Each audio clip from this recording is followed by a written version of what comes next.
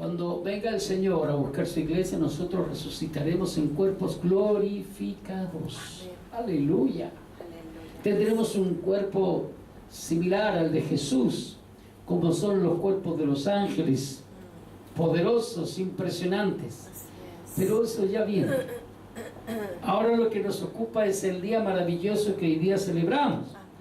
Alrededor de esta fecha, más o menos, no precisamente en este día, en este mes, en esta fecha calendario de nuestro calendario romano, gregoriano, sino que alrededor de esta fecha se estima que Jesús sufrió el Calvario, fue arrestado y fue crucificado, y al tercer día se levantó entre los muertos. Y eso hace una diferencia notable entre cualquier religión y el cristianismo. El cristianismo está fundamentado en la muerte de Cristo, en esa cruz en que derramó toda su sangre y en que Él fue sepultado, mas al tercer día se levantó de entre los muertos por el poder del Espíritu Santo obrando en Él. Jesús hoy no está muerto, sino que Él está vivo, porque Él venció al pecado, al diablo, a la muerte. Él venció, y hoy Él está sentado a la derecha del Padre, en el trono de los cielos, en el tercer cielo, reinando y gobernando con gloria y majestad. Y de acuerdo a la palabra, un buen día de estos, Él viene por su iglesia. Amén. ¿Cuánta iglesia está lista para salir al encuentro con el Señor? Amén. Oh, aleluya. Señor. En eso está fundamentado, en eso está fundado. Eso es el Evangelio de Jesucristo. Sí, Padre.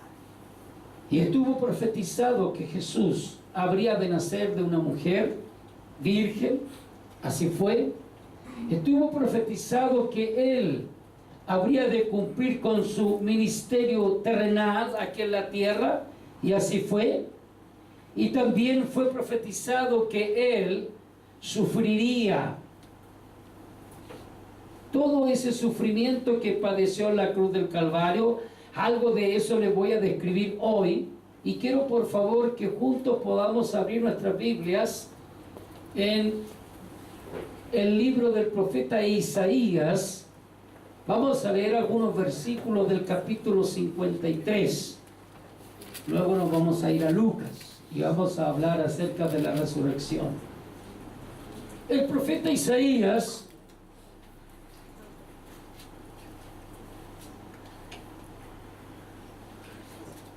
tuvo esta visión. Yo no sé si fue transportado al futuro o, bueno, de hecho tiene que haber sido así. No sé si físicamente fue al futuro. El punto está en que él tuvo esta visión impresionante de ver a Jesús en la condición en que él lo describe hoy. Fue una revelación que Dios le dio a él. Y quiero que usted preste atención a lo que dice la palabra de Dios, porque tal y como lo vio el profeta Isaías, así fue como Jesús experimentó todo aquel terrible sufrimiento. Quiero por favor que tenga la gentileza de inclinar su cabeza, cerrar sus ojos. Vamos a orar al Señor. Padre bueno, en esta hora, Padre, vamos a tu palabra. Y te pedimos, Padre, que tu palabra pueda hacer vida dentro de nosotros, Señor. Abrimos nuestro corazón a tu palabra. Abrimos, Señor, nuestro espíritu a tu palabra. Señor, nos inclinamos delante de ella para inquirir en el consejo de ella, para escudriñarla, Señor, y que ella pueda hablar a nuestro interior.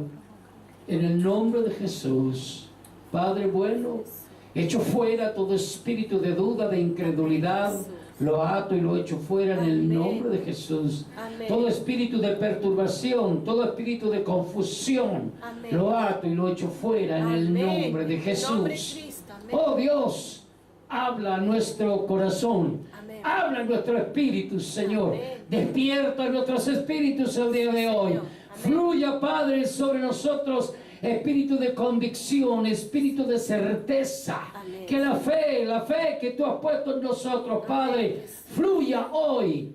fluya hoy a través de nuestras vidas para creer a tu palabra.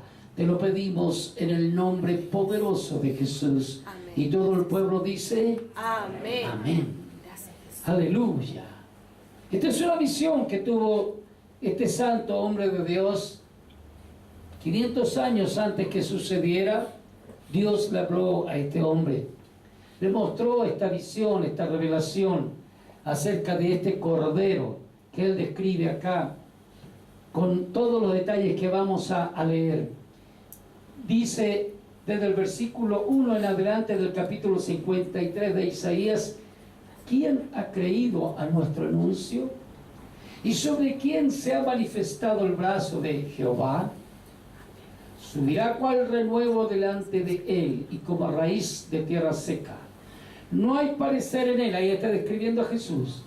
No hay parecer en él ni hermosura. Le veremos más inatractivo para que le deseemos. Despreciado y desechado entre los hombres, varón de dolores, experimentado en quebranto, y como que escondimos de él el rostro. Fue menospreciado y no lo estimamos. Ciertamente llevó él, Jesús, nuestras enfermedades. ¿Cuántos dicen amén? Amén. Y sufrió nuestros dolores. Y nosotros le tuvimos por azotado, por herido de Dios y abatido. Mas él herido fue por nuestras rebeliones, molido por nuestros pecados. Fíjate, herido por nuestras rebeliones, molido por nuestros pecados, molido por nuestros pecados. El castigo de nuestra paz fue sobre él. Si tú disfrutas de la paz de Dios, es porque el castigo de la paz que nosotros merecemos, el justo juicio, fue sobre él. Tenemos paz gracias a que el castigo de Dios fue sobre él. Y por su llaga fuimos nosotros curados. Por su llaga, por sus heridas fuimos nosotros sanados. Así es. Amén. Aleluya.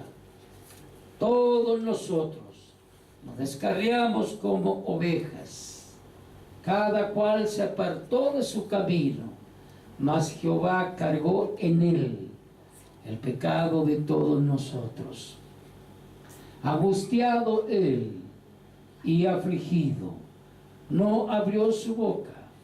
Como cordero fue llevado al matadero, y como oveja delante de sus trasquiladores, enmudeció y no abrió su boca.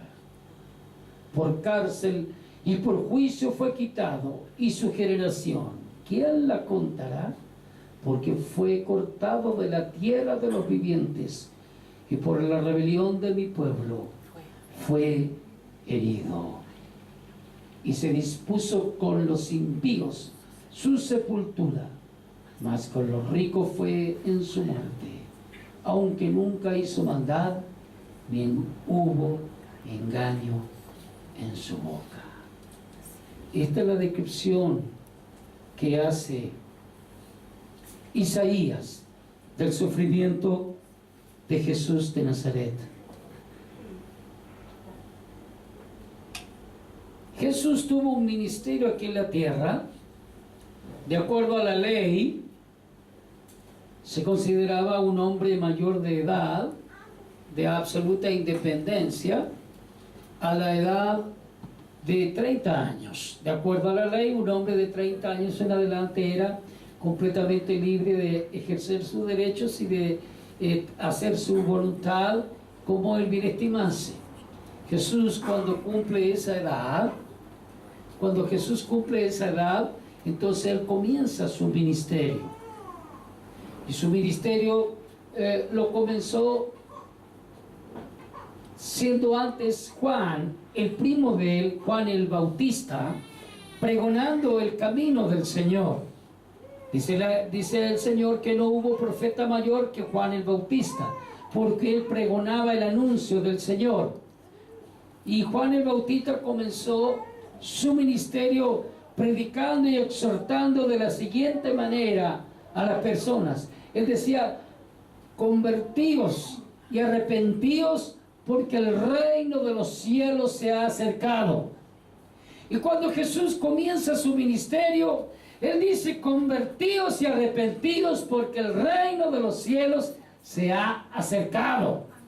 Y el Pedro dice que cuando vino el cumplimiento del tiempo, cuando vino lo que se llama el kairos de Dios, no el cronos de Dios, sino el kairos. Dios actúa por kairos, que son los tiempos específicos que Dios ha determinado a través de la historia en que han de ocurrir, y han ocurrido una serie de situaciones y de eventos que Dios había profetizado por medio de sus profetas. Por eso que Dios se mueve por kairos, tiempo de Dios, tiempo de Dios. Hoy estamos viviendo un kairos, un tiempo de Dios muy singular. Y el tiempo de Dios que estamos viviendo hoy es un tiempo que se llama la culminación de la era de la gracia, del tiempo de la vida de la iglesia de Jesucristo sobre la tierra. La iglesia de Jesucristo comenzó 2000 años atrás. Después que Jesús hubo resucitado, después que se les hubo aparecido a los apóstoles, estuvo 40 días, les indicó que fuesen al lugar llamado el aposento alto. Allí los invistió con poder, con el poder del Espíritu Santo, y podemos decir que desde ese tiempo en adelante, en plenitud, comenzó lo que se llama la era de la iglesia. Y la era de la iglesia, el tiempo de la iglesia de Jesucristo, culminará, terminará con el evento llamado el rapto de la iglesia.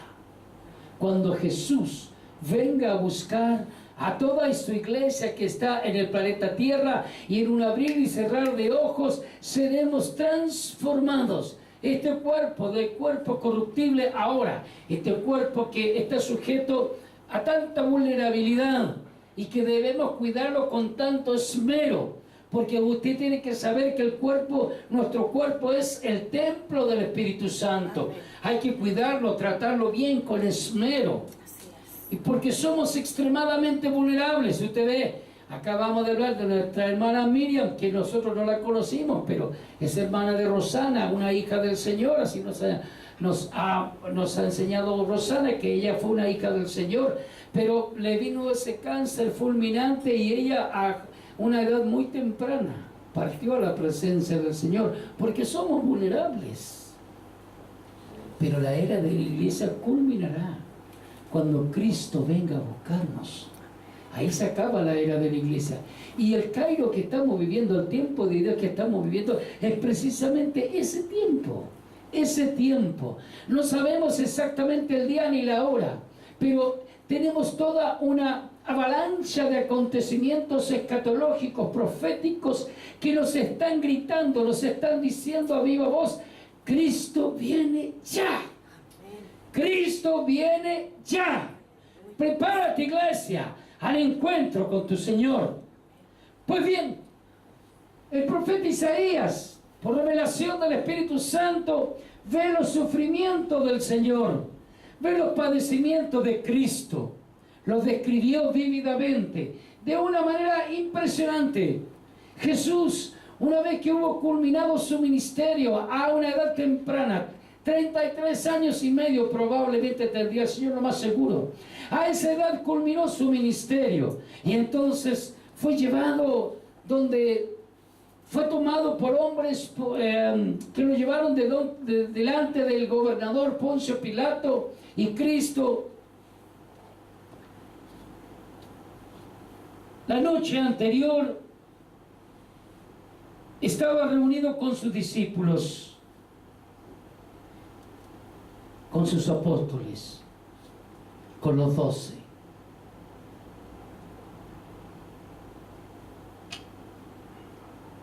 estaba en una situación muy íntima con ellos. Se sentaron a la mesa de aquel lugar, un lugar que le fue prestado, que Cristo lo pidió que se lo prestase a un hombre, y el hombre accedió con gusto. Y allí en ese lugar se sentó con sus 12 apóstoles y estaban comiendo. Previamente Jesús hizo algo impresionante.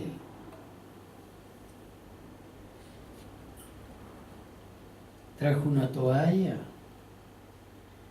un lavatorio con agua y le lavó los pies a los 12 apóstoles. Quedaron impresionados. ¿Cómo? Tú, siendo el Señor, haces eso por nosotros. Jesús dijo: es necesario que así sea. Luego se sientan en la mesa, bendice el pan y le da de comer, y están en ese lugar tan íntimo, y Jesús dice algo que golpea como un látigo los oídos y el corazón de cada uno de los presentes. Uno de vosotros me va a entregar. Uno de vosotros me va a traicionar.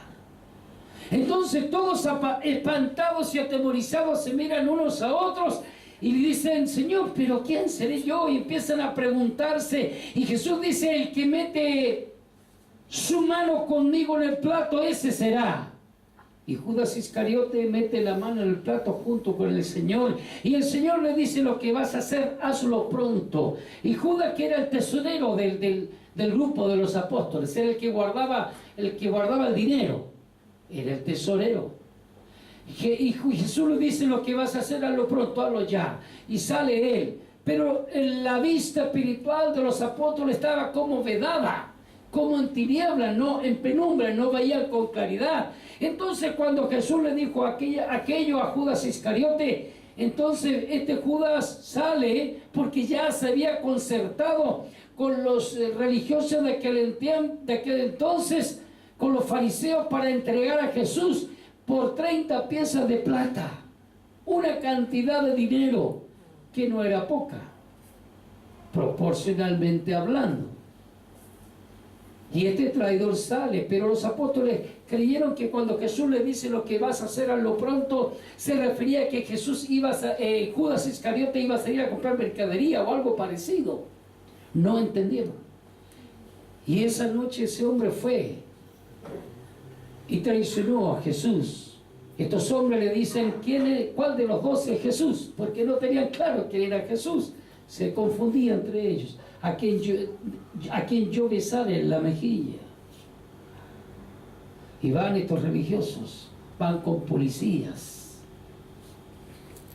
con los soldados y una multitud de personas, donde estaban los 12 reunidos. Y cuando Jesús ve venir a Judas Iscariote, le dice: ¿a qué vienes, amigo? Qué tremenda palabra de Jesús. No hay ironía en él. Solo hay un corazón de amor. Y Judas le da el beso en la mejilla.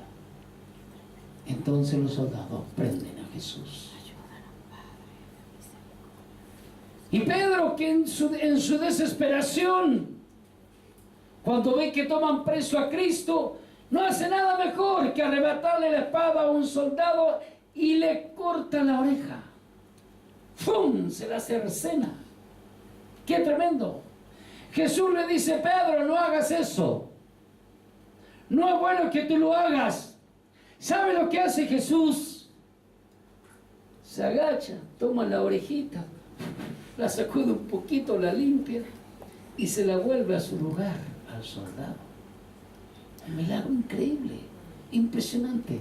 Así está descrito en las Escrituras. Lo llevan y comienza Jesús a vivir ese calvario. Le dan de bofetadas, con una caña le golpean en su rostro, le doblan su nariz, se le tuercen, le escupen en el rostro, toman su barba y se la intentan quitar a jirones. Luego de eso, le coronan su cabeza con una corona de espinas. Esas espinas tenían una particularidad. En sus puntas segregaban un veneno. Y esas espinas, la corona no se la ponen ellos, los soldados, con cuidadito. No, sino burlándose, porque dijeron: este es el rey de los judíos, lo vamos a coronar como rey. ¡Fum! Le insertan la corona. Piensen ustedes en el grito de dolor del Señor cuando la corona le rasga su cuero cabelludo, sus sienes, y ese veneno empieza, que segregaban esas púas de esas espinas, a penetrar por su cuero cabelludo y dentro de sus sienes. Ustedes saben que este es un lugar muy sensible, las sienes. Y comienza su cabeza a hincharse. Jesús tal vez a perder la razón por el dolor. Y luego le hacen cargar una cruz, sin que antes le hubieran dado de latigazos en sus espaldas, y sus espaldas quedaron deformes, porque esos soldados romanos eran expertos en torturar a las personas. Expertos. Sabían cómo infligir tanto dolor de tal forma que esa persona no se desmayase, sino que pudiese aguantar el máximo del dolor. Y su espalda fue magullada, todo su cuerpo fue completamente magullado, porque el látigo que usaban los romanos no es ese látigo que usted comúnmente ve, de una sola wincha. Ese látigo en sus puntas tenía varias puntas, y en las puntas de ese látigo, en esas varias puntas se habían guijarros, piedrecitas delgadas muy agudas. Habían pedacitos de huesos agudos y también pedacitos de hierro. Entonces el látigo, cuando golpeaba, rasgaba al tirar, porque al golpear ese látigo en el cuerpo del malvado, del malhechor, se incrustaban las puntas, y el soldado romano, al tirar, rasgaba el cuero. Esos fueron los sufrimientos de Jesús. 39 de esos latigazos en su cuerpo, sus piernas, quedó todo completamente una masa deforme, magullado. Piense usted en eso, el dolor de su cuero cabelludo, la hinchazón, cómo escurría esa sangre, cómo su cuerpo quedó deformado. Eso es lo que está describiendo el profeta Isaías en ese capítulo 53. Y cada látigo, cada golpe, cada sufrimiento era por amor a ti, por amor a cada uno de nosotros, porque dice la palabra que el castigo de nuestra paz fue sobre él. Así lo describe el profeta Isaías. Todos nosotros nos descarriamos como ovejas, cada cual va por su lado. Cada uno de nosotros, cada persona que escucha esta palabra, cada uno de nosotros quiere hacer su santa y soberana voluntad, importándole nada lo que Dios tiene para ella, para cada uno de nosotros, importando muy poco o nada que Dios tiene que decirnos respecto de nuestra vida, de nuestro presente, de nuestra eternidad. Has de saber tú que Dios es santo. Amén. Santo en esencia, santo en existencia. Amén. Que la atmósfera en los cielos se llama santidad. Lo que respiran los ángeles del cielo se llama santidad. ¿Dónde está el trono de Dios? La atmósfera es de santidad. Todo allá arriba es de santidad y de gloria. Ausencia total y absoluta de pecado. No hay en los ángeles ninguna intención, ningún pensamiento que tenga algo que ver con el pecado. Todo en ellos es absoluta santidad, porque Dios es santo, santo, santo. Amén. Así lo declaran los querubines, los seres vivientes que están delante del trono de Dios, declarando la santidad de Dios. Pero nosotros, el apóstol Pablo nos enseña, Romanos capítulo 3, versículo 3, por cuanto todos pecaron y están destituidos de la gloria de Dios. ¿Sabes qué? Dios, escúchame, nos creó para su gloria. Escucha esto, Dios te creó para su gloria.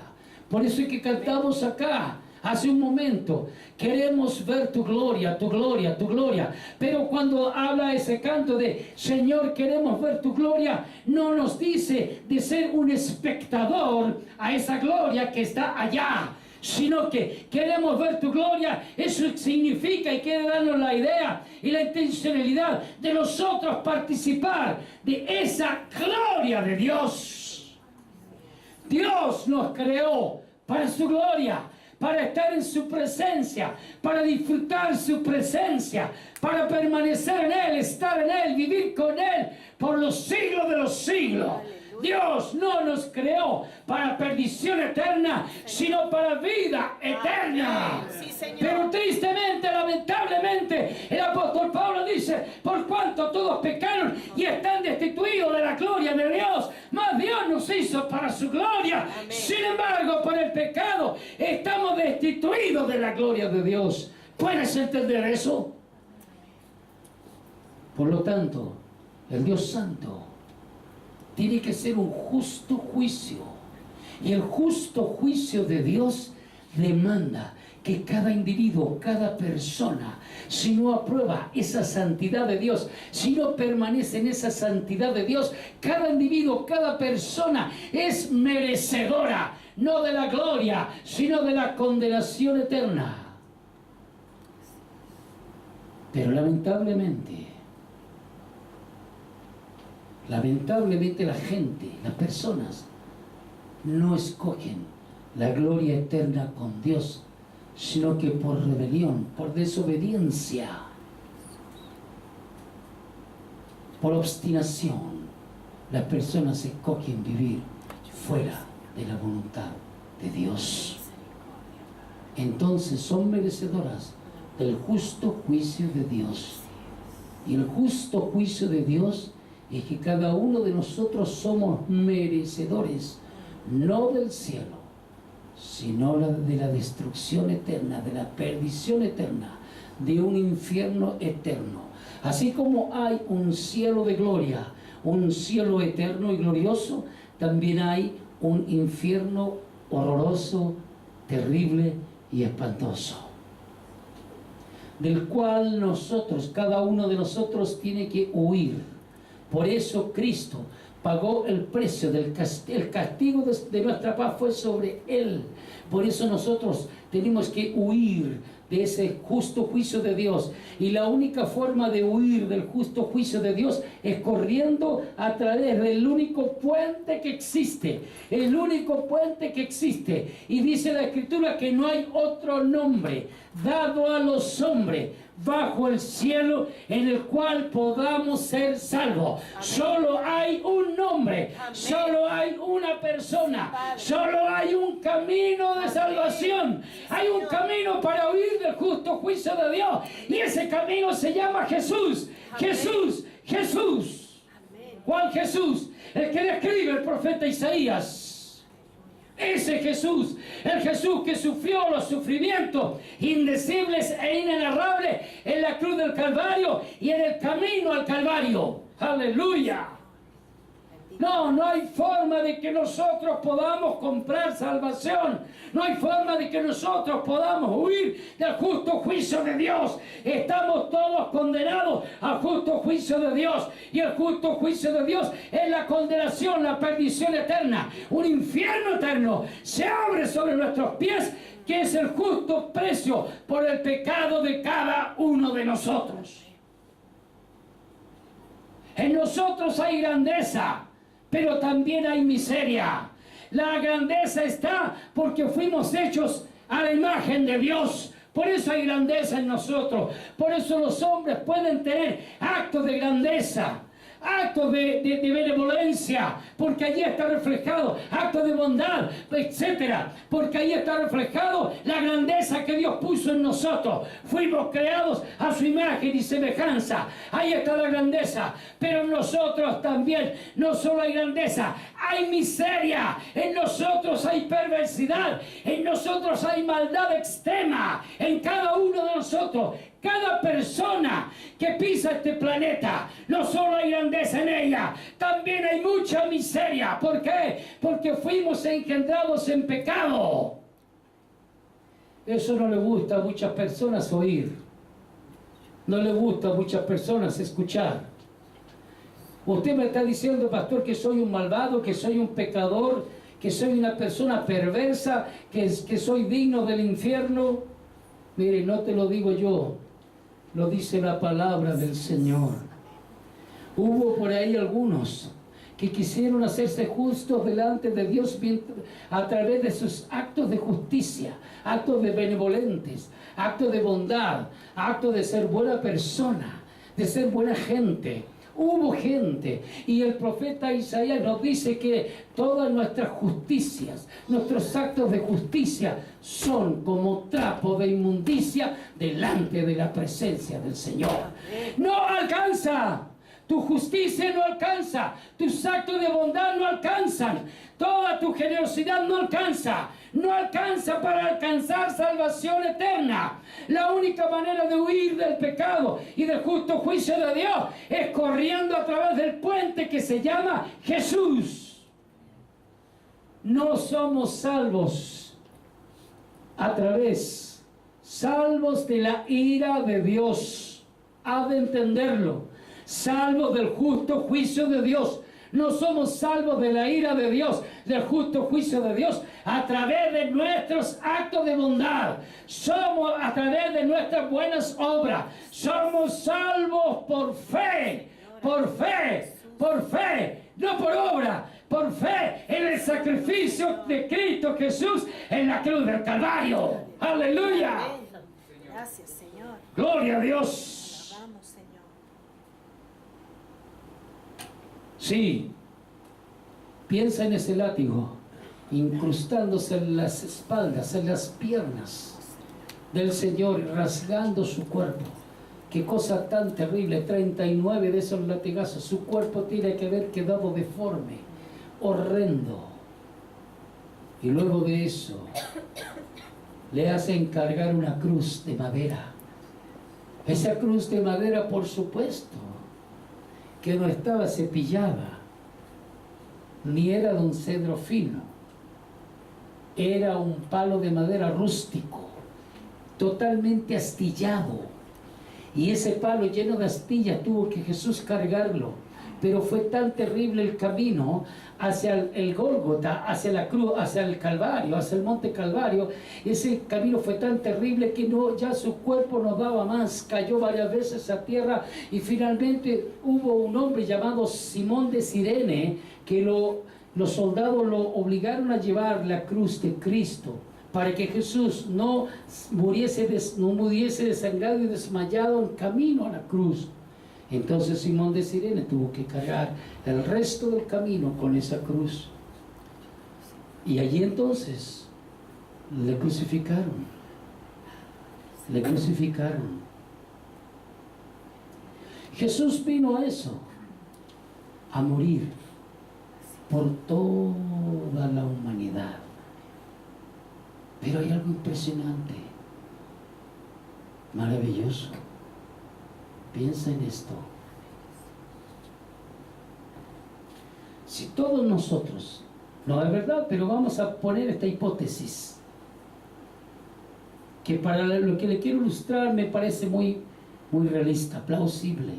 Si todos nosotros hubiésemos sido justos, menos tú, todos menos tú, supongamos, vamos a poner aquí a uno. Supongamos que si Jesús, si todos nosotros hubiésemos sido personas justas, merecedoras de la eternidad con Dios, todos nosotros, ninguno pecador, pero hubo solo uno. Supongamos que seas tú. A ver, tú piensa en esto. Todos los que estamos en esta sala, todos justos menos yo. Piensa en eso. Yo pienso lo mío. A ver, todos justos menos el pastor. ¡Ay! ¡Ay, me incomoda! ¡Ah, me molesta! Pero vamos a suponer. Igualmente, Jesús se hubiese hecho hombre, escucha, y hubiese muerto en la cruz del Calvario, sufriendo todo lo que sufrió por amor a ti. ¿Puedes entenderlo? ¿Cómo como pastor? A ver, usted me está diciendo, pastor, que si yo hubiese sido la única persona pecadora, la única persona malvada, la única persona que cree que es muy justa, pero cuando me mido con la justicia de Dios, veo que soy extremadamente malvado y que no merezco el cielo. Si usted dice que si yo hubiese sido la única persona, usted me dice que Jesús igualmente se hubiese hecho hombre y hubiese muerto en la cruz del Calvario, así tal y como murió solo por mí. Así es. Así es el amor de Dios. Así es el amor de Cristo. Así te ama Jesús. Piensa en eso, por favor, piensa en eso. Si hubiese sido tan solo tú, Jesús igualmente hubiese muerto en la cruz por amor a ti. Oh, aleluya. Oh, Dios nos dé entendimiento. Señor, abre nuestro entendimiento en esta mañana, en este día. Espíritu Santo, abre nuestro entendimiento espiritual para poder comprender esta profunda verdad, esta verdad transformadora de tu palabra. Señor, si yo hubiese sido el único pecador, tú igualmente, Jesús, habrías muerto en la cruz y habías padecido todo lo que sufriste por amor a mí. ¿Qué vas a hacer con ese amor? ¿Qué vas a hacer? ¿Qué vas a hacer respecto de ese sacrificio que Cristo hizo en la cruz del Calvario por ti? ¿Qué vas a hacer? ¿Cuál es tu comportamiento? ¿Cuál es tu actitud? ¿Cuál es tu respuesta a ese amor de Dios? Ahí está el punto. Ahí está el punto. Por eso es que cualquiera que menosprecia el amor de Cristo es merecedor de la perdición eterna, del fuego eterno, del infierno eterno. Mas Dios nos enseña que el infierno no fue hecho para el hombre. El infierno fue hecho para Satanás y todos los demonios, la tercera parte de los ángeles que se rebelaron contra Dios en los cielos. Para ellos fue hecho el infierno, no para el hombre.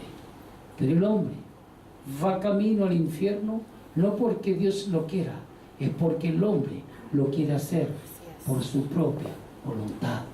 Porque el que menosprecia a Cristo, el que menosprecia el camino de salvación, el único puente de salvación, es merecedor de ese infierno eterno, aún sabiendo que Dios no lo hizo para ti. Pero si tú menosprecias a Jesús, te hace merecedor de ese infierno eterno. Tremendo, pero así lo enseña la palabra de Dios. Entonces, Cristo, al borde ya de perder la conciencia, producto de todo ese sufrimiento, todo ese castigo, esa corona que hinchaba su cabeza, la tenía tal vez deforme. Su espalda ya desfiguraba de tanto latigazo. Lo tienden sobre esa cruz y clavan sus manos y sus pies con clavos horrendos. Traspasan la carne viva de Cristo, de sus manos y de sus pies, y lo levantan sobre esa cruz. Colgando, pendiendo de esa cruz, Y juntamente al lado de él había otros 2 hombres crucificados, al igual que Jesús. Malvados, malhechores, perversos, asesinos. Las personas que eran colgadas de la cruz en aquel tiempo eran los reos dignos de muerte. Reos dignos de muerte. Asesinos, violadores, de lo peor. Y allí estaban esos 2 hombres colgados también en esa cruz al lado de Jesús. Y Jesús en su desesperación dice: tengo sed. Y uno de los soldados toma un montón de hisopo, un paño mugroso tal vez, lo unta con vinagre y se lo acerca a la boca de Cristo para que beba. Jesús lo rechaza. Él ya con sus crucificados, ya casi sin fuerzas. Los otros 2 ladrones en sus costados. Y dice la Escritura que ambos ladrones se burlaban. Y la gente que pasaba, porque era un cuadro horrendo, se burlaban. Los mismos religiosos, con desdén. ¿Y este es el rey de Israel? Descienda de la cruz y vamos a creer en ti. Bájate de esa cruz. No eres el Hijo de Dios, no eres el rey de Israel. Baja de esa cruz y nosotros vamos a creer en ti. Se burlaban de él. Si Jesús les hubiese dicho: bajo de esa cruz para que creáis que verdaderamente yo soy, el plan de redención para toda la humanidad habría fracasado. Era el mismo diablo a través de esos hombres diciéndole: baja, desciende, no mueras. Pero era necesario que Cristo, como le describió el profeta Isaías, era necesario que Jesús padeciese hasta la muerte en esa cruz del Calvario, porque la cruz del Calvario, trayendo muerte sobre él, traería sobre nosotros vida eterna y paz con Dios, y podríamos ver su gloria. ¿Cuántos reciben a Cristo y le dan gracias a Él por su muerte en la cruz del Calvario? ¿Cuántos dicen amén? ¿Cuántos le dan alabanza hoy al Señor por haber muerto en esa cruz del Calvario? ¡Aleluya! ¡Aleluya! Oh, hermanos, usted pudiera entender lo que acontecía en los cielos y lo que acontecía en el infierno. Usted no puede ver eso solamente a nivel de ojos horizontales, de poder ser trasladado 2000 años atrás y poder ver ese cuadro horrendo, ese cuadro terrible que acontecía en el Monte Calvario. No puede verlo solo de manera horizontal. Tiene que tener la percepción espiritual, porque la Escritura nos dice que hubo tinieblas sobre la tierra desde las 9 de la mañana hasta las 3 de la tarde. Toda la tierra se llenó de tinieblas. ¿Cómo no? Si estaban matando al Hijo de Dios, al Creador del universo, lo estaban matando en esa cruz del Calvario. Hubo tinieblas, pero algo ocurría en los cielos y algo ocurría en el infierno. Usted tiene que tener esa visión espiritual.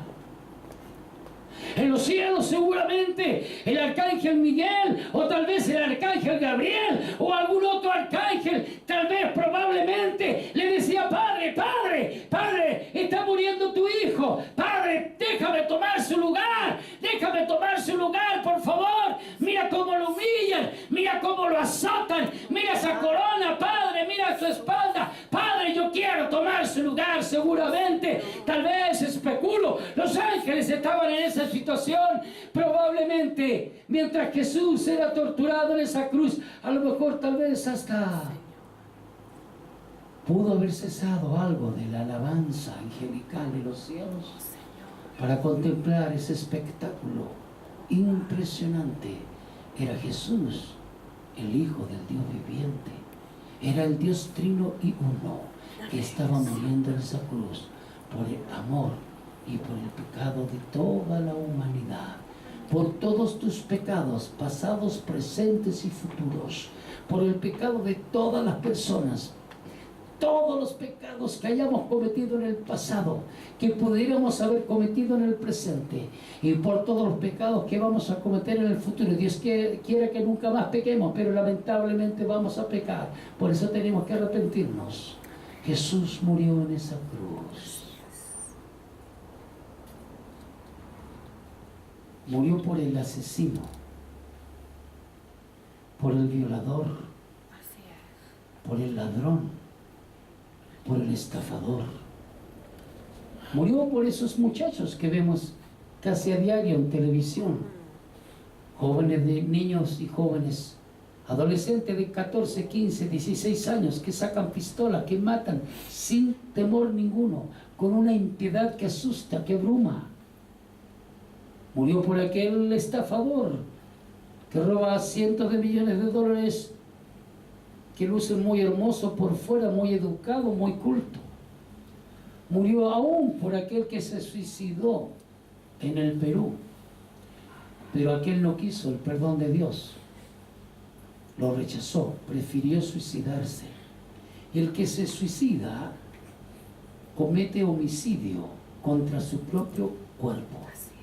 Y la Biblia, la santa palabra de Dios, nos enseña que ningún homicida tiene entrada al reino de los cielos.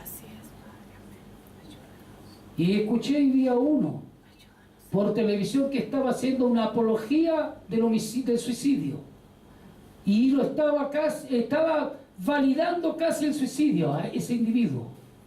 ¡Qué necio! ¡Qué estúpido! ¡Qué estúpido!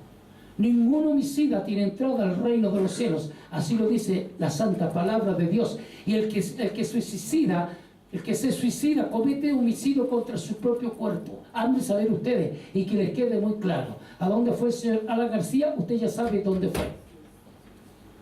Y cualquiera que se suicida, usted sabe dónde va. No hay justificación ninguna para el suicidio.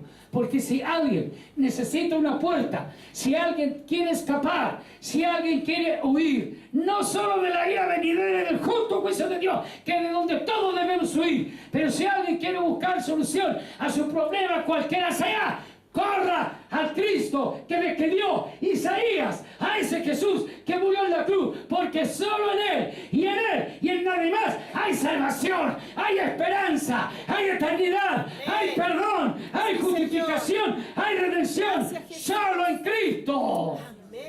Aleluya, solo en Cristo. Oh, gloria a Dios.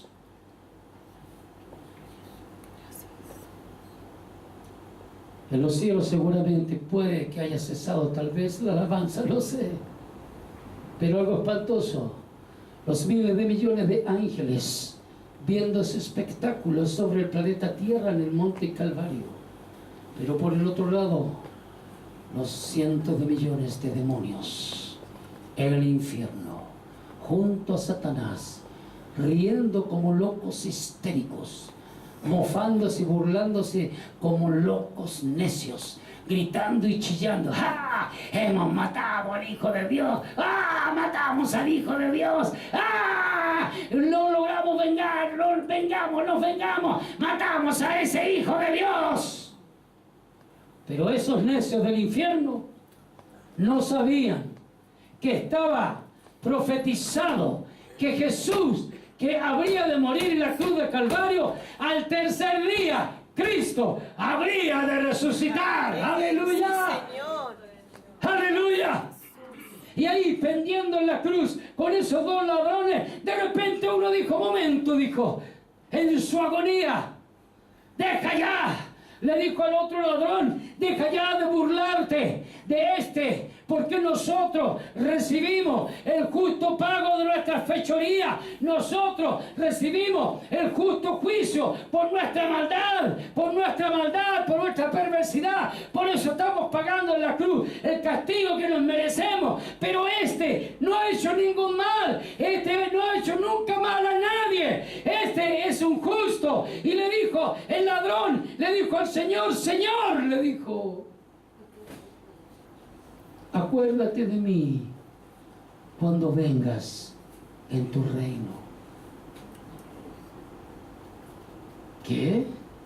Ese ladrón perverso, malvado, tal vez un asesino, tal vez un violador, tal vez un estafador de lo peor, le dice, acuérdate de mí cuando vengas en tu reino. ¿Sabe lo que le dice Jesús? De cierto te digo, hoy estarás conmigo en el paraíso.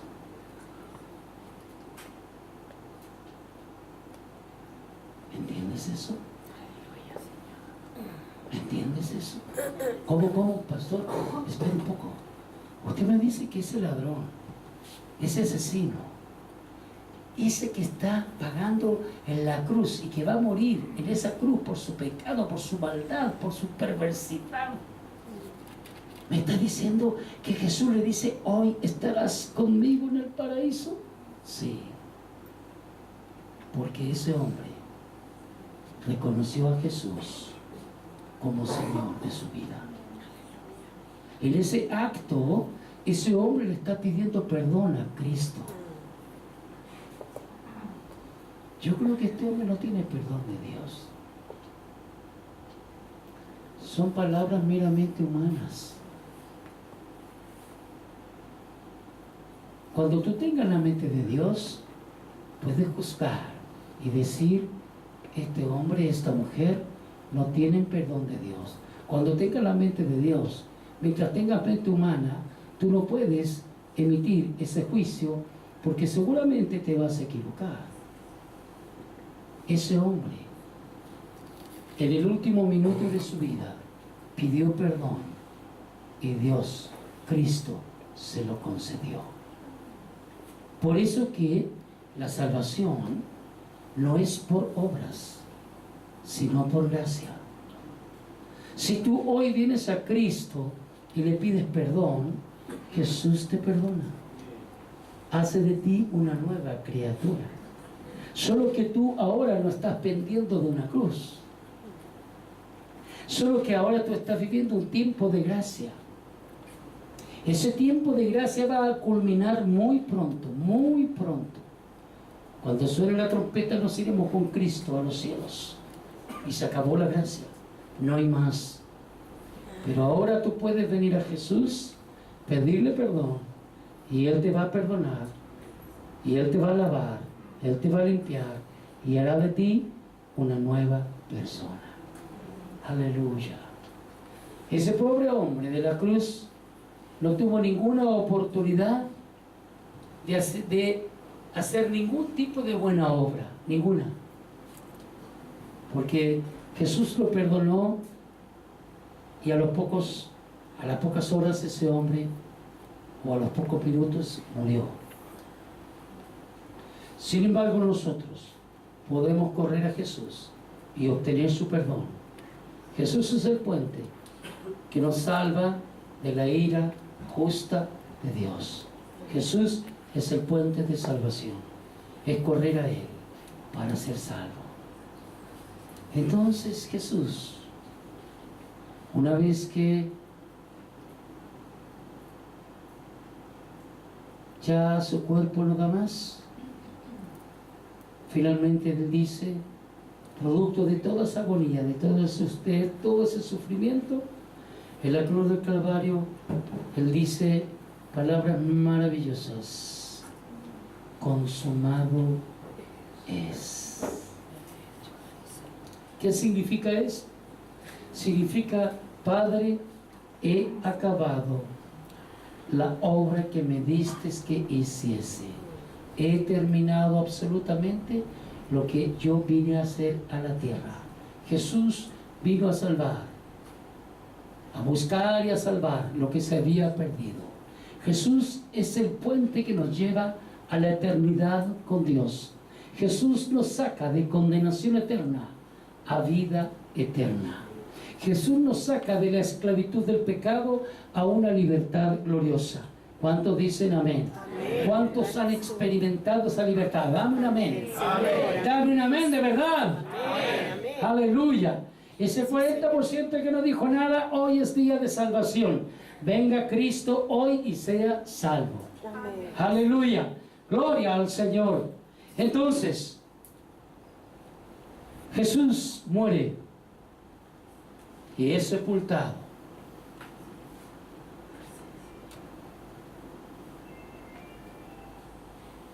Viene un hombre llamado José de la ciudad de Arimatea, un noble que era discípulo del Señor. Y uno de los evangelios dice que osadamente va donde Pilato y le pide el cuerpo. Y junto con José de Arimatea le acompaña un fariseo muy singular llamado Nicodemo. ¿Se acuerda de Nicodemo? ¿Se acuerda de él? Evangelio según San Juan, capítulo 3.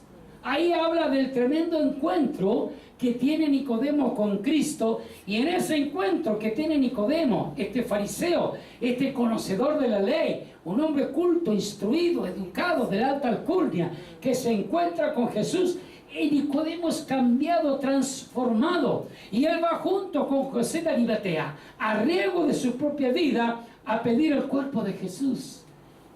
Pilato se lo entrega, toman el cuerpo del Señor, lo ungen con especies aromáticas, lo envuelven en una sábana y lo ponen en una cueva, en una sepultura que estaba labrada en una peña, dice la Escritura, donde no había sido puesto nadie. José de Arimatea había comprado esa sepultura y estaba sin haber sido usado por nadie. Y allí ponen al Señor y lo sellan con una piedra gigante, una piedra grande, sellan esa sepultura. Y allí queda el cuerpo del Señor. Entonces Jesús les había dicho a los apóstoles y a muchos de sus discípulos: yo voy a morir, mas voy a resucitar al tercer día. Quiero que vayan a Galilea. Allá ustedes me van a encontrar resucitado. Pero, hermanos míos, nadie cree. Ninguno de los apóstoles cree. Ninguna de las mujeres cree. Ni siquiera María, su madre, cree que Cristo habría de resucitar de los muertos. No creen. No le creen. Y eso nos habla de nuestra humanidad. Eso nos habla de que los apóstoles eran tan humanos como tú y como yo, falibles, erráticos, incrédulos muchas veces, como tú y como yo. De eso nos habla.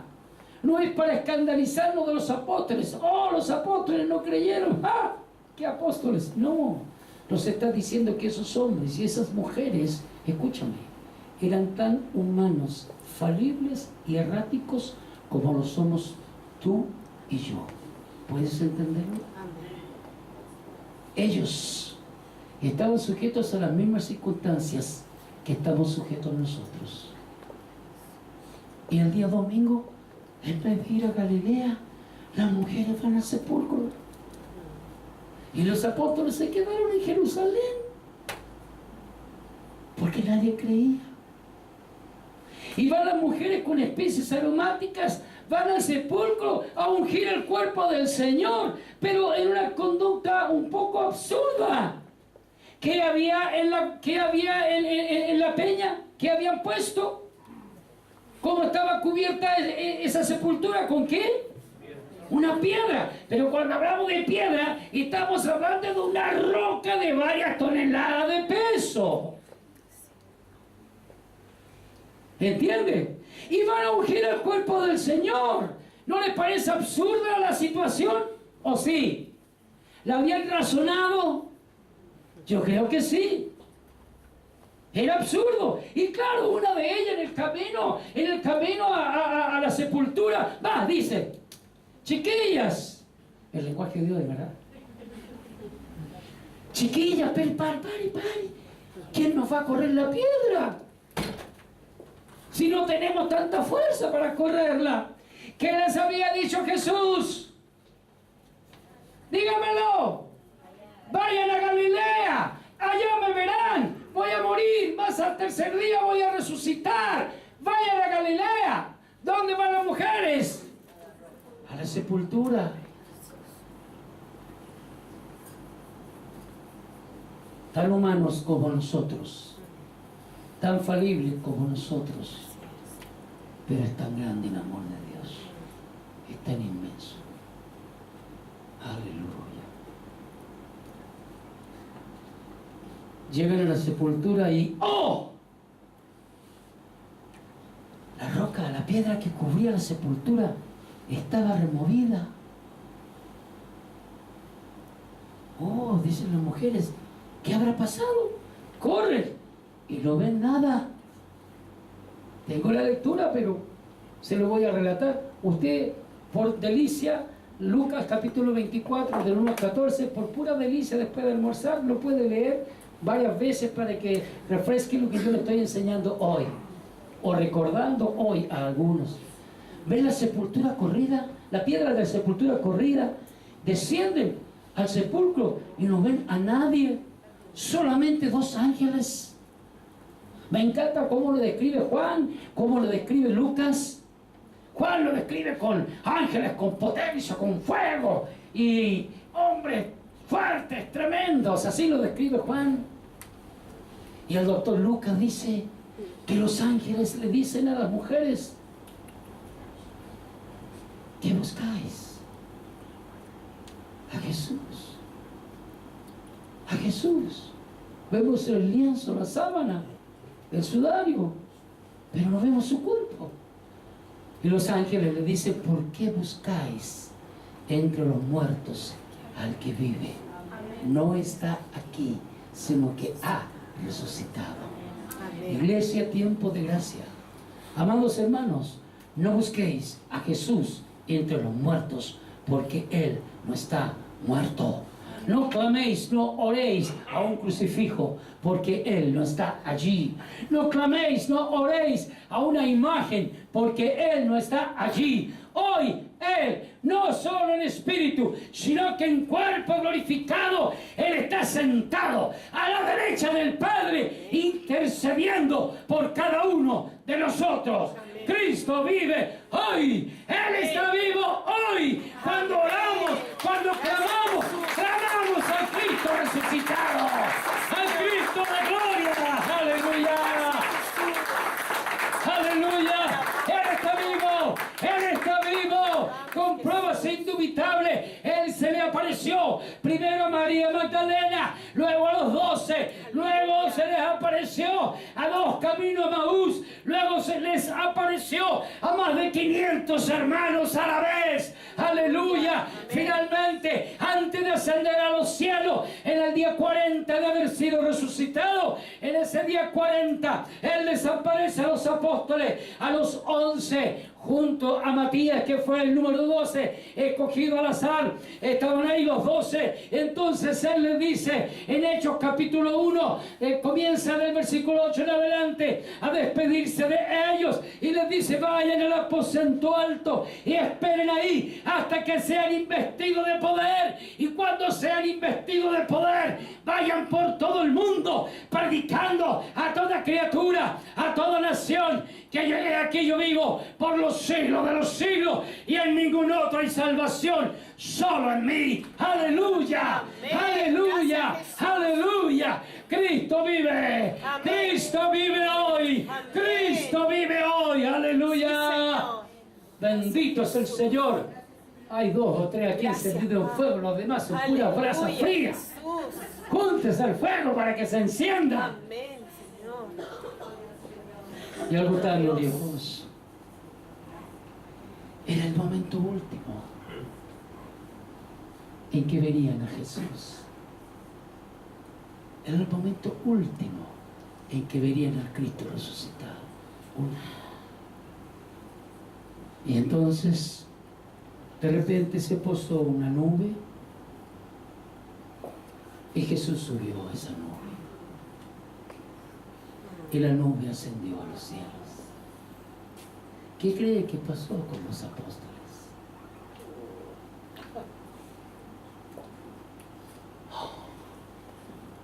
Otros llorando.